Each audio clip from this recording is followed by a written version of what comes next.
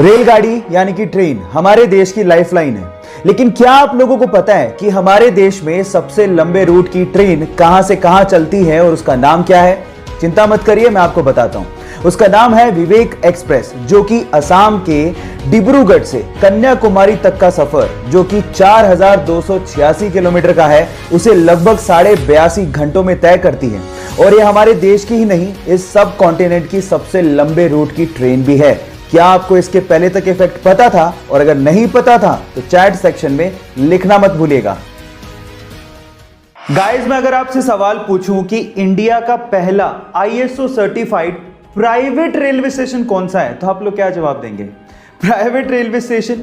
आज तक तो लोगों ने यही सुना था कि रेलवे स्टेशन तो कम से कम गवर्नमेंट के ही होते हैं या फिर गवर्नमेंट ही बनाती है, लेकिन ऐसा नहीं है। इंडिया का पहला ISO सर्टिफाइड रेलवे स्टेशन भी है और वो है मध्य प्रदेश के भोपाल में, और जिसका नाम है हबीबगंज रेलवे स्टेशन। जी हाँ गाइज, याद कर लीजिए, हबीबगंज रेलवे स्टेशन।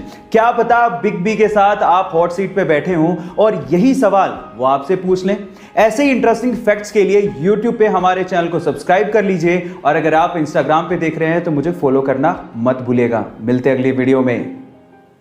गाइस, क्या आपको पता है कि इंडिया की सबसे धीमी रफ्तार से चलने वाली ट्रेन का नाम क्या है? डोंट वरी, मैं आपको बताता हूं। सबसे धीमी रफ्तार से चलने वाली ट्रेन का नाम है मेट्टुपालयम ऊटी नीलगिरी पैसेंजर ट्रेन, जो कि मात्र 10 किलोमीटर पर आवर के हिसाब से चलती है, जो कि हमारे ही देश की सबसे फास्टेस्ट ट्रेन से लगभग 16 गुना धीमे चलती है।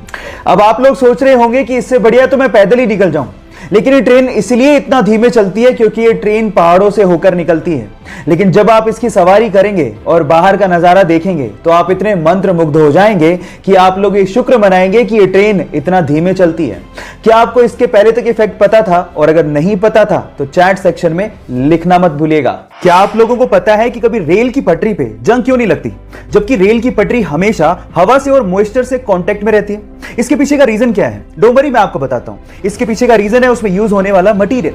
एक्चुअली रेल की पटरी स्टील प्लस मैंगलोय से बनाई जाती है। इसके कॉम्बिनेशन को हम लोग मैंगनीज स्टील या फिर हेड फील्ड स्टील भी कहते हैं। इसमें स्टील के साथ साथ 12% तक मैंगनीज और लगभग 1% कार्बन होता है, और इसी मिक्सचर की वजह से स्टील का ऑक्सीडेशन प्रोसेस बहुत ज्यादा स्लो हो जाता है, जिसकी वजह से पटरी पे सालों साल जंग लगती नहीं।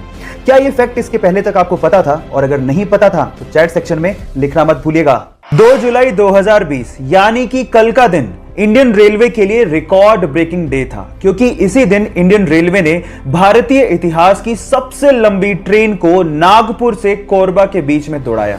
इस ट्रेन की कुल लंबाई 2.8 किलोमीटर, जी हां आप ठीक सुन रहे हैं, 2.8 किलोमीटर थी, और इसमें टोटल 251 वैगन को जोड़ा गया था। इस ट्रेन को खींचने के लिए लगभग 6000 हॉर्स पावर के 4 इलेक्ट्रिकल इंजन का इस्तेमाल किया गया था।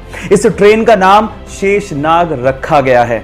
इसके पहले तक लॉन्गेस्ट ट्रेन का रिकॉर्ड सुपर एनाकोंडा के नाम था। सो गाइस, इंडियन रेलवे की इस उपलब्धि के लिए एक लाइक तो बनता है।